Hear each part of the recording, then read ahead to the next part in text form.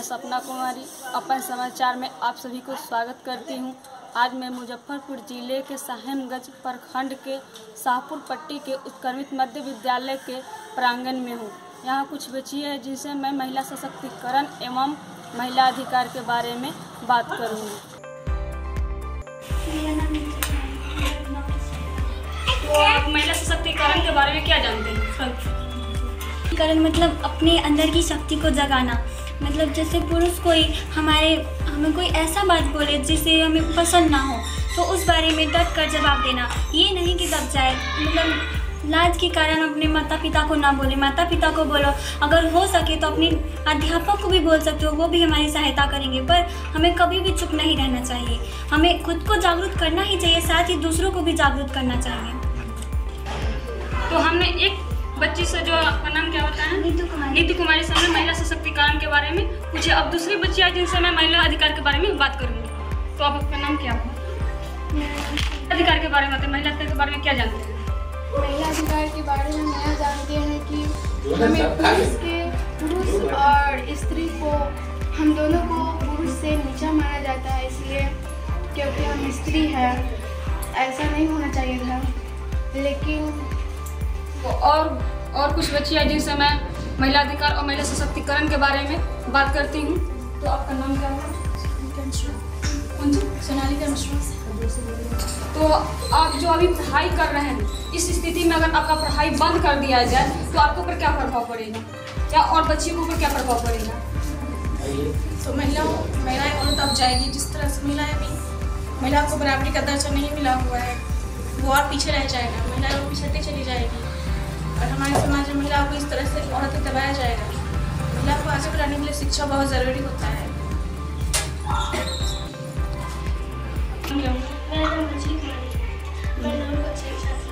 तो आपका आगे का सपना क्या है? आप आगे चल के क्या करना चाहते हैं? मैं आगे पढ़ लिख कर कुछ बनना चाहती हूँ।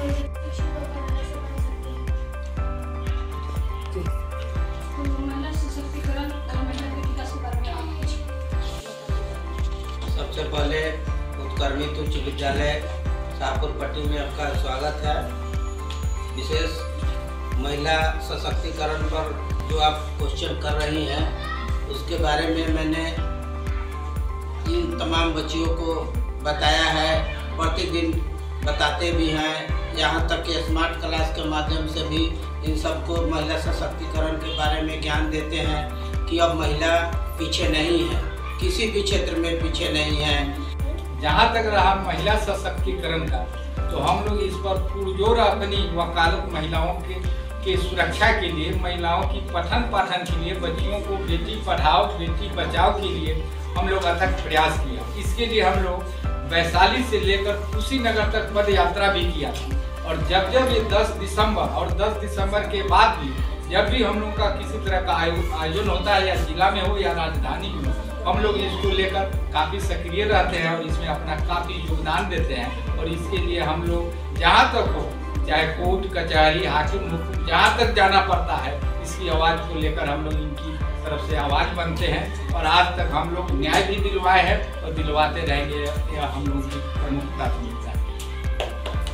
चलिए, मैं चल रही हूँ कस्तूरबा विद्यालय में, जहाँ पर कुछ बच्चियाँ हैं जिनसे मैं महिला अधिकार के बारे में बात करूँगी और महिला सशक्तिकरण जी, मैं महिला सशक्तिकरण के बारे में, यहाँ कस्तूरबा विद्यालय है, इसमें से कुछ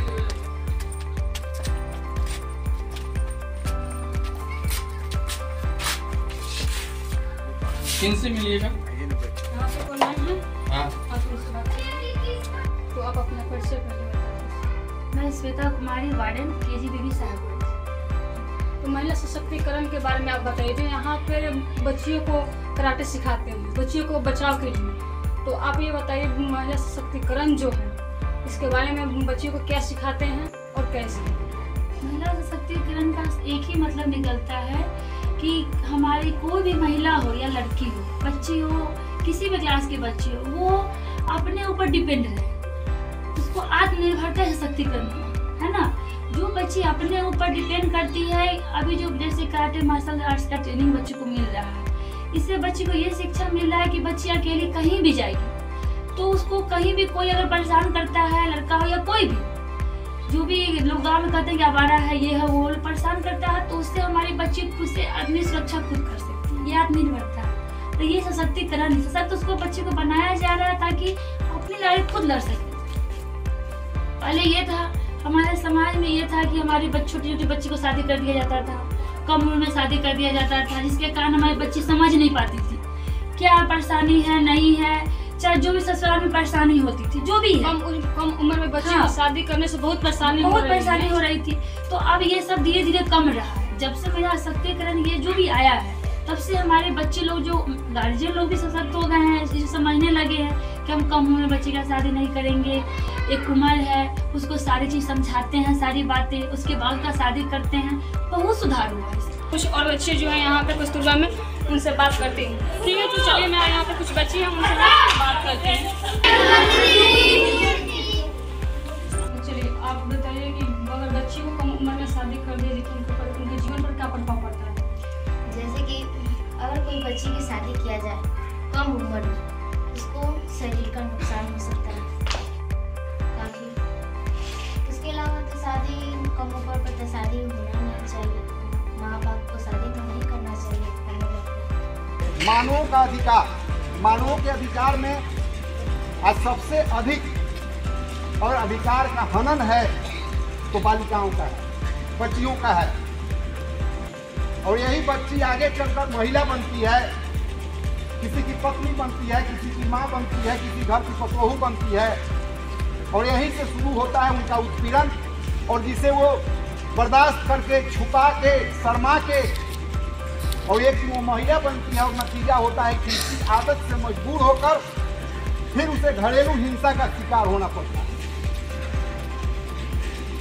शादी के बाद दहेज के लिए परतना, खाना नहीं अच्छा बना उसके लिए परतना, पति के बात को नहीं माने उसके लिए परतना। ये आपके बर्दाश्त करने की आदत, आपकी सहने की जो ये आदत बन गई है, अपने आत्मबल और अपने अधिकार को आप लोग अगर समझेंगे। आप स्कूल आते हैं, स्कूल चलने के समय आपके दिल में एक डर बना हुआ रहता है, हम अकेले जा रहे हैं, रास्ते में कोई कुछ कह दे, और ऐसा होता भी है। आज ये घटना अधिक घट रही है। रास्ते में बैठे थे चार के लड़के, जिनका काम दिन भर वही है, आप स्कूल आ रहे हैं, आप पर टोन पसेंगे, आपको प्रताड़ित करेंगे। प्रताड़ित का मतलब कि आपको जो चीज़ अच्छा नहीं लगे वो बोलेंगे, आपके दुपट्टा पकड़ लेंगे, आपको कुछ ऐसा बात बोल देंगे, लेकिन वो कमी आप में है, क्योंकि उस चीज़ को सहन करके, बर्दाश्त करके आप स्कूल आ जाते हैं, डरे हुए सहमे हुए घर जाते हैं।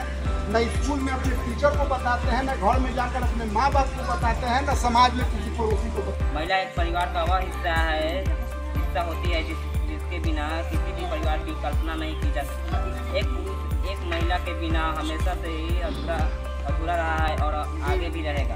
एक नारी केवल एक परिवार को ही नहीं, पूरे देश का सृजन कर सकती है। महिलाएं, लड़कियां शिक्षा में आगे बढ़ रही है, रोजगार में आगे बढ़ रही है, IPS IAS में आगे बढ़ रही है, राजनीतिक में आगे बढ़ रही है। किसके बदौलत? शिक्षा के बदौलत।